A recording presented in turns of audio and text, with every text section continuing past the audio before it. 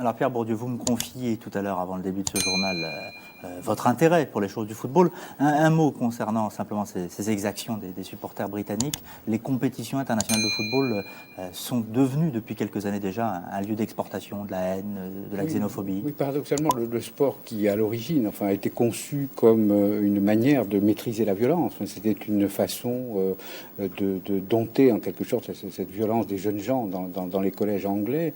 Bizarrement, le sport est devenu, au moins le football, beaucoup plus que le rugby, par exemple, et d'autres sports, le football est devenu un des lieux d'exercice d'une certaine forme de violence organisée. Et il y a eu beaucoup de travaux de sociologues, en particulier en Italie, sur la préparation au combat, qui est devenue la préparation d'un club de supporters.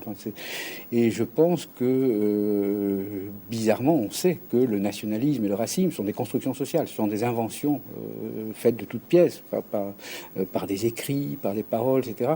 Et malheureusement, les stades sont devenus des lieux d'exhibition du nationalisme. Et je pense que c'est tout à fait désolant que peut-être les joueurs, il y a des cas, par exemple, en Italie, où certains joueurs ont dénoncé le public qui protestait contre la violence dont c'était l'objet.